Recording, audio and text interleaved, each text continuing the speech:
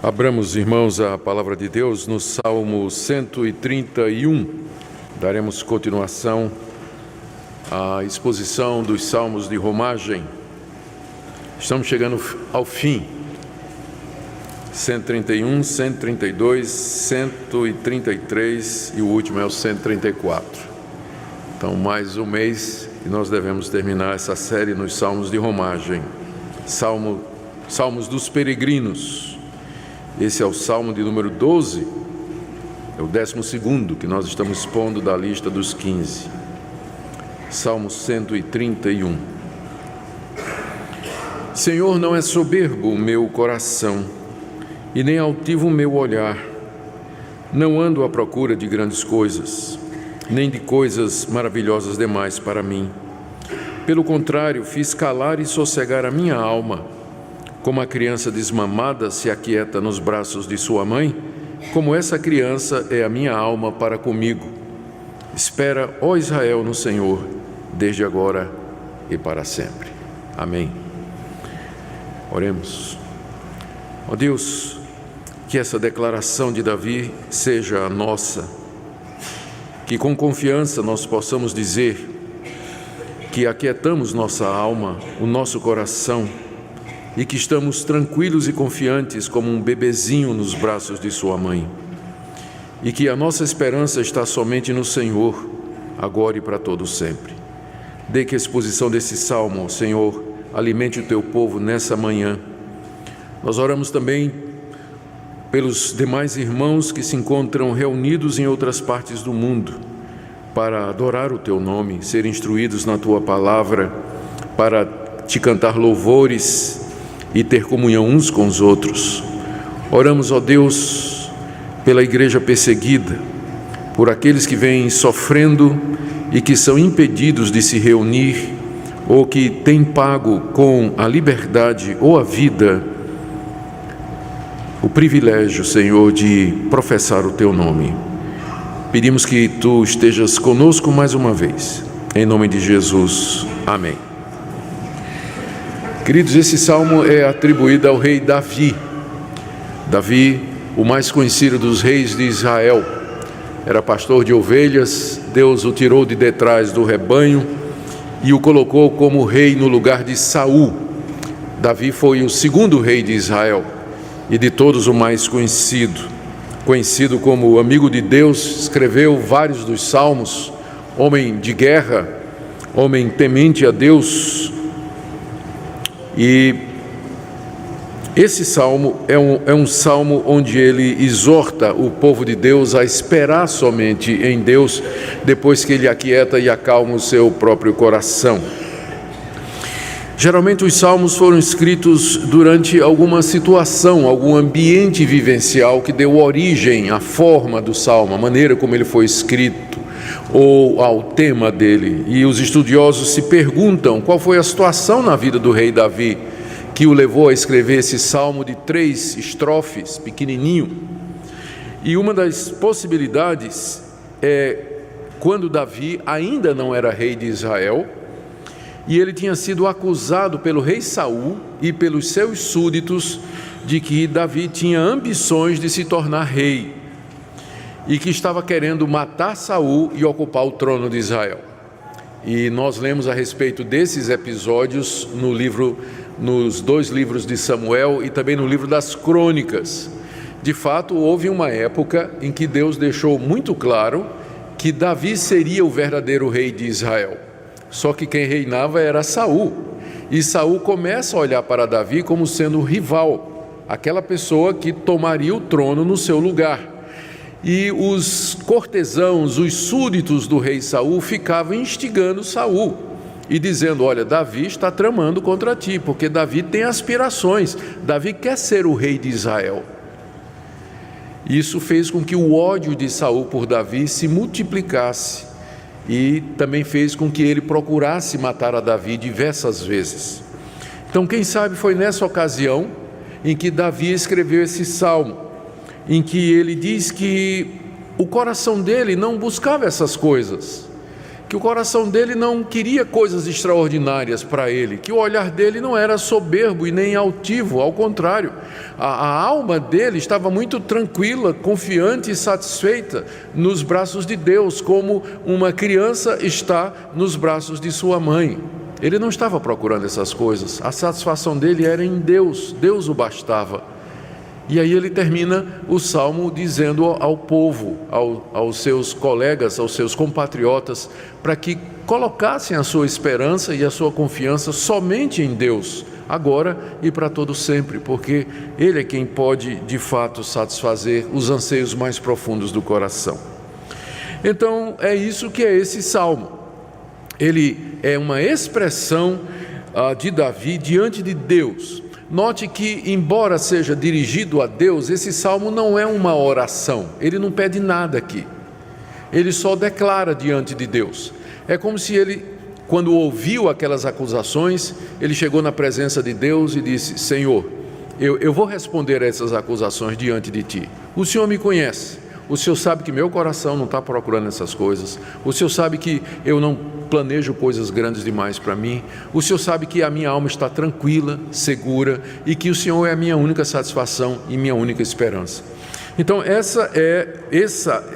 esse salmo é uma espécie de prestação de contas que Davi faz da sua alma diante de Deus, porque Deus é aquele que conhece o que se passa dentro de nós.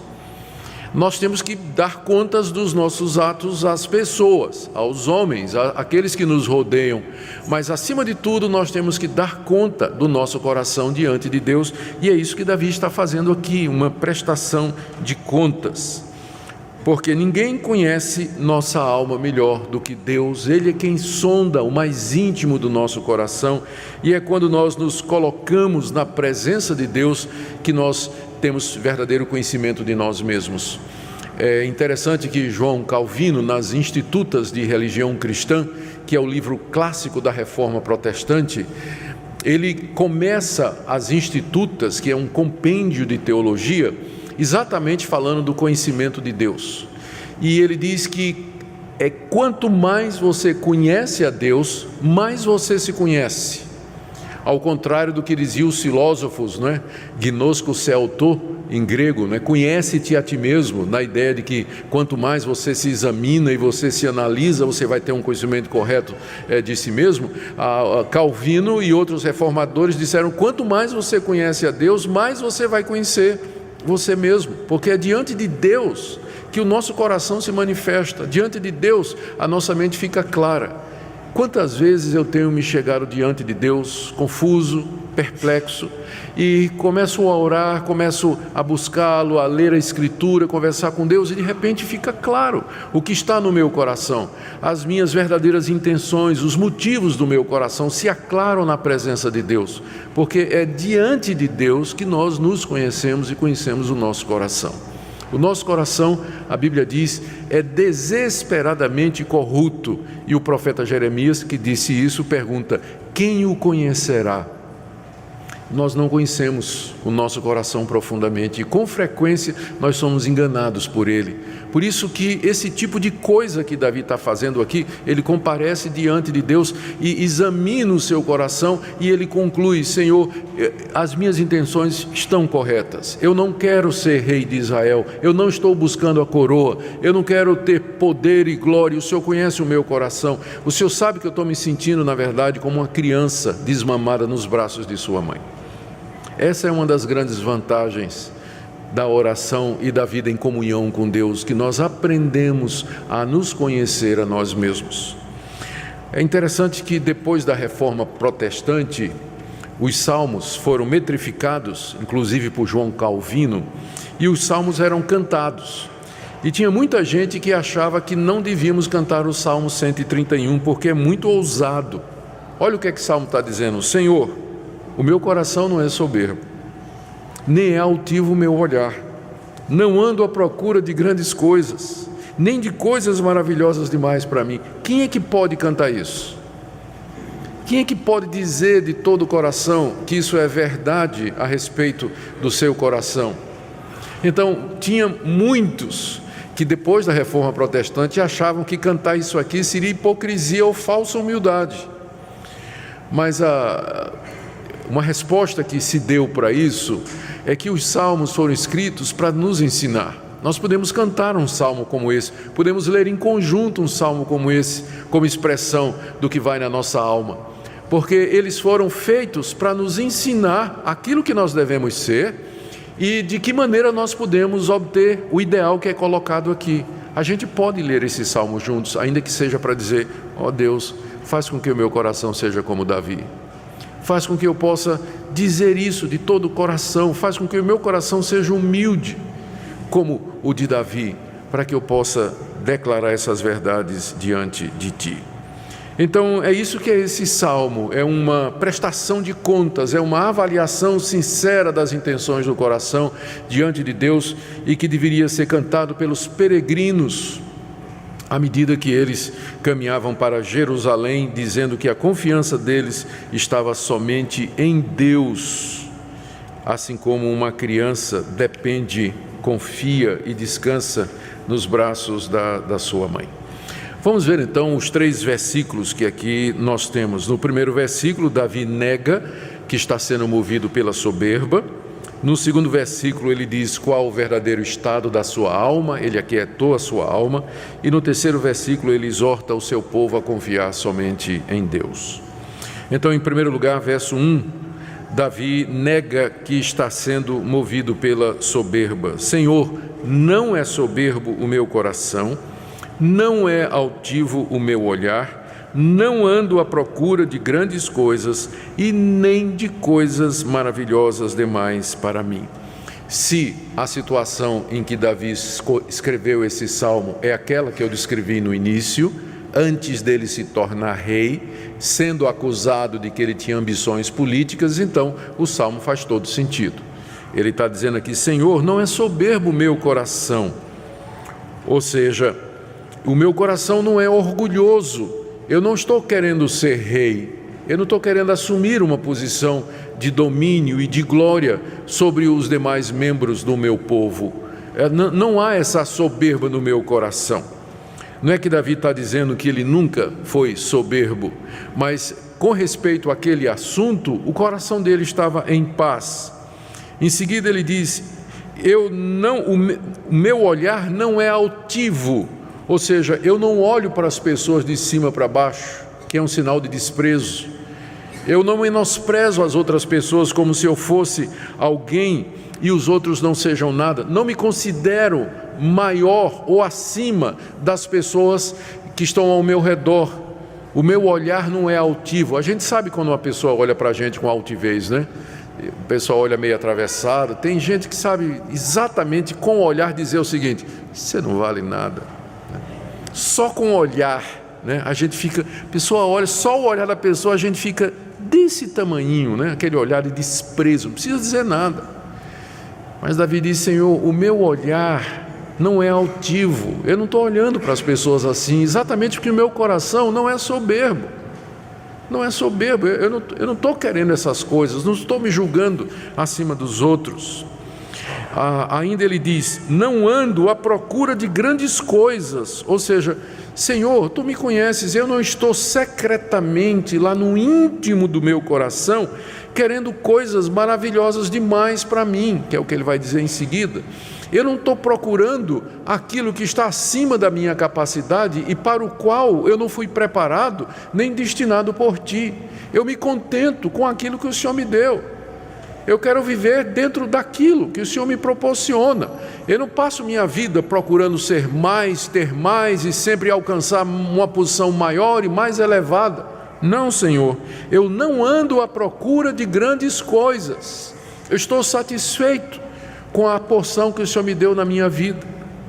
E a quarta negativa dele, final do verso 1, eu não procuro coisas maravilhosas demais para mim. Tem gente que acha que não tem nada maravilhoso demais para ele, não é? Tem gente que acha que é o rei da cocada preta e que ele pode tudo e que ele é capaz de tudo, ele tem uma opinião sobre tudo, ele sabe sobre tudo, já leu sobre tudo, conhece tudo, né? É aquela pessoa que sempre tem que estar por cima, E Davi diz: Senhor, eu não sou assim. Eu não estou procurando coisas maravilhosas demais para mim. Eu estou satisfeito com as coisas normais do dia a dia. Eu não estou querendo que o Senhor faça nada extraordinário na minha vida. Eu me contento em viver a vida comum como pastor de ovelhas. É o que ele era provavelmente quando escreveu isso aqui. Eu sou pastor de ovelhas. É assim que eu ganho minha vida, é assim que eu sustento a minha família. O pessoal está dizendo que eu estou querendo ser rei, mas não é verdade. Eu, rei? Senhor, isso é maravilhoso demais. Quem sou eu para ocupar o trono de Israel? Mas tem gente que, ao contrário, diz assim, quando ouve a notícia: você vai ser rei de Israel. Ele diz: já era tempo. Vocês já deviam ter reconhecido que eu sou o cara mesmo, né? Eu sou o cara. É por isso que de vez em quando nós vamos ter eleição aqui para oficial, uma das perguntas que eu faço aos candidatos é: quem de vocês vai ficar chateado se não for eleito? E se ele levantar a mão, não vote nele, porque ele está exatamente procurando coisas maravilhosas demais. Porque o verdadeiro humilde, ele não procura essas coisas, e quando ele é agraciado ou indicado com a posição de honra, ele até fica surpreso, né? Como é que eu não sou digno disso? Como é que eu fui alçado a essa posição? Davi expressa a humildade do seu coração aqui diante de Deus. Vocês percebem quão sério é isso? Porque ele não está falando diante dos homens. Uma coisa é você chegar para alguém e dizer: não sou orgulhoso não tenho essas pretensões não. Outra é você se ajoelhar e sinceramente diante de Deus dizer: Senhor, sonda o meu coração. O Senhor conhece as minhas intenções, meu olhar não é altivo, meu olhar não é soberbo, eu não procuro essas coisas grandes, nem coisas maravilhosas demais para mim. Qual era então o verdadeiro estado da sua alma? E aqui passamos para o versículo 2, onde Davi agora faz o contrário. Primeiro ele diz o que não estava no coração dele, e agora ele descreve como é que ele sente o seu coração. Ele diz aqui no verso 2, pelo contrário, ou seja, em contraste com essas coisas aí, soberba, altivez, procura de coisas maravilhosas demais, pelo contrário, eu fiz calar e sossegar a minha alma. Não é que ele não era tentado com essas coisas, porque até o profeta Samuel o havia ungido como rei de Israel, e disse: você vai ser rei de Israel. É claro que Davi pensou a respeito daquelas coisas, mas ele fez calar a alma dele, sossegar o coração dele, como se ele dissesse: Senhor, se o Senhor vai me fazer rei de Israel, que seja no tempo do Senhor e no modo do Senhor. Eu não vou levantar a mão contra o ungido do Senhor, que é Saul, mas eu vou esperar o tempo do Senhor. E não faltou gente que dissesse assim: você tem a oportunidade agora, mata Saul. Lembra do episódio em que Davi estava na caverna de Adulão e Saul estava de ladinho ali, nem tinha percebido? Davi estava lá com seus homens, e os homens disseram: é agora, mata. E Davi disse: meu coração não está à procura de grandes coisas, irmãos. Se Deus for me dar o reino, será da forma dele, da maneira dele, do tempo dele. Mas o meu olhar não é altivo, eu não olho de cima para baixo para Saul. Eu não quero acabar com a vida dele. Eu não sou digno de estar no trono de Israel. Eu já aquietei, sosseguei, calei a minha alma. Gente, que exercício extraordinário de humildade. Isso aqui chama-se domínio próprio, que é fruto do Espírito, e está lá em Gálatas capítulo 5. O fruto do Espírito é domínio próprio. E o homem que domina o seu coração, ele domina tudo mais. Ele aquietou o seu coração. Coração, sossega, cala a boca, fica tranquilo. Não pensa nessas coisas. Não fica alimentando esses pensamentos. Não fica imaginando a glória de estar sentado naquele rei. Não fica pensando quantos quilos é a coroa de ouro, quantos servos você vai ter. Não pensa, aquieta, não vou nem pensar nessas coisas. E Davi aquietou o seu coração, calou o coração diante de Deus. E ele usa uma figura, ainda no verso 2, para descrever bem aquilo que ele estava sentindo. Ele diz: como uma criança desmamada se aquieta nos braços de sua mãe, como essa criança é minha alma para contigo, ó Deus. Essa é uma figura muito bonita. A criança inquieta. Todo mundo sabe o que é um menino com fome, não é? E ele começa a gritar de madrugada, ele quer mamar, não tem acordo com ele, nada, ele vai gritar, até que ele mama, e depois que ele acaba de mamar, que ele fica satisfeito, ele relaxa, né? Lá nos braços da mamãe, parece um anjinho, e fica lá dormindo, né? Tranquilo. E Davi usa essa figura de uma criança que mamou e agora está satisfeita nos braços de sua mãe. Ele diz: da mesma forma que aquela criança está ali nos braços de sua mãe, a minha alma está nos teus braços, ó Deus. Então essa figura, ela expressa 3 pensamentos. O primeiro é de total dependência. Uma criança de peito, ela depende completamente da sua mãe, ela não se alimenta sozinha, ela depende do leite materno, e é isso que aquieta o desejo dela. Então a primeira ideia que é transmitida aqui com essa figura é da total dependência, como um bebezinho depende da sua mãe para viver. Davi diz: a minha alma também depende do Senhor, e é isso que alimenta a minha alma, e não desejos de grandeza. A segunda ideia que passa essa figura aqui é de plena satisfação. Um bebezinho, depois que foi desmamado, não é, alimentado, ele parou de mamar, ele está nos braços da mãe completamente satisfeito. Antes ele estava chorando, né? Antes ele estava gritando, mas agora ele está rindo, até ronronando, né? Está ali nos braços da mãe, fazendo gracinha, ou então dormindo tranquilo. Por quê? Porque ele está satisfeito, completamente satisfeito. Ele não está pensando mais em nada, a não ser naquela satisfação, naquela sensação de satisfação que ele está sentindo. Mas há também uma terceira ideia que nos é transmitida por essa figura. Primeiro, de dependência; segundo, de satisfação; e terceiro, de segurança. O bebê está ali nos braços de sua mãe, ele se sente seguro, ele não se preocupa com nenhuma ameaça, ele não está imaginando que coisa alguma possa atingi-lo, mas ele se sente protegido e seguro nos braços de sua mãe. Era assim que Davi se sentia com relação a Deus: protegido, satisfeito, seguro, totalmente dependente. E por isso a alma dele estava tranquila.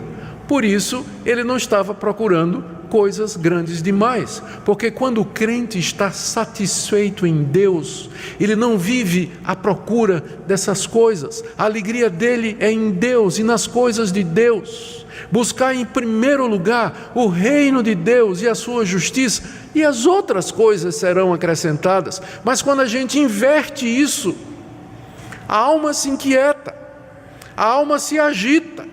A pessoa vive num constante estado de angústia e de preocupação. Mas quando ela encontra em Deus plena satisfação, ela se aquieta como esse bebê. O coração não está procurando coisas maravilhosas demais. O olhar não é altivo, nem o coração orgulhoso, porque está satisfeito nos braços de sua mãe como um bebê. A satisfação plena em Deus, queridos, é o remédio mais eficaz contra a altivez, soberba, desprezo pelos outros, busca da própria glória, inquietação, insatisfação e desespero. É a plena satisfação em Deus. E é por isso, tendo aprendido essa lição, que Davi vai um passo mais além, agora o verso 3, e ele agora quer que o seu povo, daquele que vai ser seu povo, os seus colegas, eles experimentem a mesma coisa, os seus compatriotas. No verso 3 ele diz: espera, ó Israel, no Senhor, desde agora e para sempre. Espera, ó Israel, no Senhor, desde agora e para sempre. Assim como a criança espera na sua mãe, espera por sustento, espera por segurança, espera por satisfação, assim espera em Deus, que seja Deus a razão da tua existência, Israel, que seja Ele a fonte de satisfação plena agora e para todo sempre. Esperar, né, transmite a ideia de esperança. Ponham a sua esperança no Senhor. E essa esperança quando Davi diz isso, espera no Senhor, a nação de Israel, essa esperança está baseada em duas coisas. Primeiro, em quem Deus é. Quem é Ele? Ele é o Deus da aliança, Ele é o Deus de Israel, é o Deus todo-poderoso, é o Deus onisciente, misericordioso e bom, que nos conhece, que nos sustenta, que nos ama. Eu só posso esperar em Deus porque eu sei quem Ele é. A minha esperança está nele porque eu sei quem Ele é. Senão eu não teria esperança, eu teria suspeita, eu teria dúvidas, eu teria questionamentos. Mas eu sei quem é Deus, o meu Criador, o meu Redentor, que deu seu Filho para morrer pelos meus pecados, que derramou na cruz sangue precioso para que eu pudesse me reconciliar com Ele. Esse é o Deus do qual a Bíblia diz: ponha a sua esperança nele, aguarde nele, descanse nele. Espera, ó Israel, no Senhor, pelo que Ele é e pelo que Ele prometeu. Deus nos fez promessas maravilhosas. Ele nos prometeu a vida eterna no seu Filho Jesus Cristo. Ele nos prometeu a ressurreição, a imortalidade.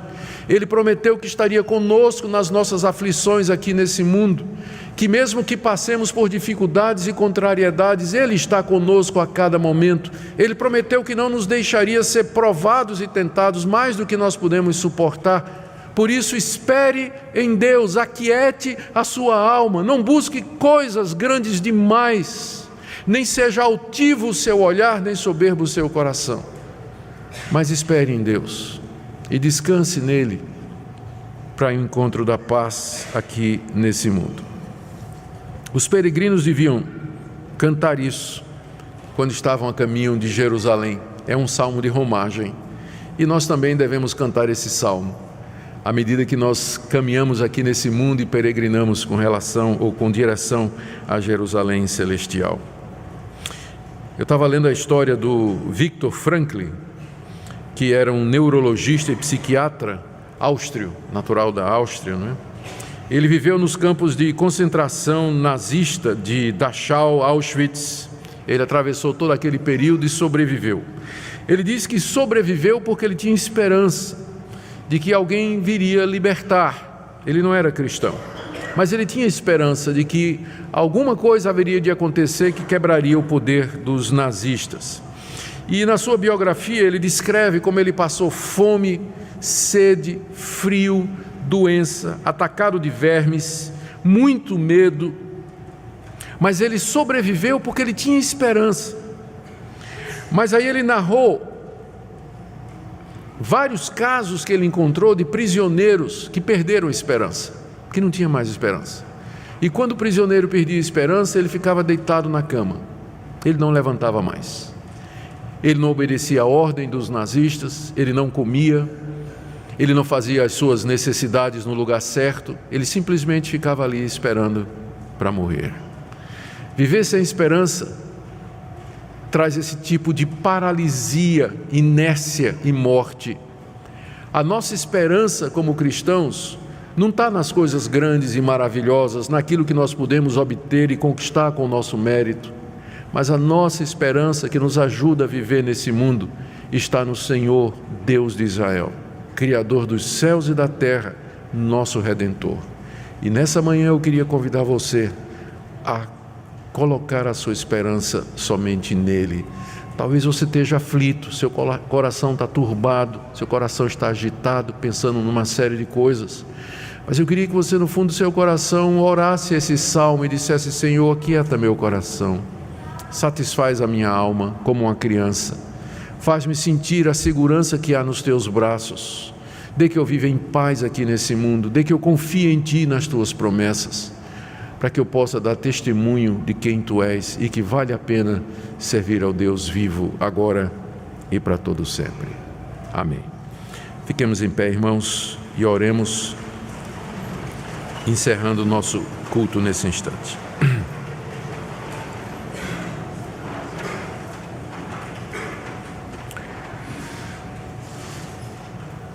Senhor, tu és a nossa esperança, em ti somente encontramos plena satisfação, descanso para as nossas almas, como teu Filho um dia nos disse: vinde a mim todos vós que estáis cansados e oprimidos, e eu vos aliviarei. Oro, Senhor, pelo teu povo aqui reunido, por aqueles que estão inquietos, desesperançados, agitados, na busca de coisas grandes demais, coisas maravilhosas. Oro por aqueles cujo olhar é soberbo e cujo coração é altivo.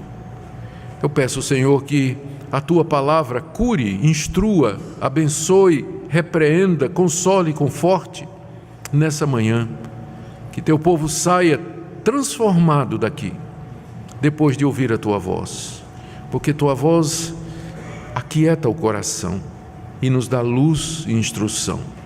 Fica com teu povo nessa manhã, é o que nós te pedimos.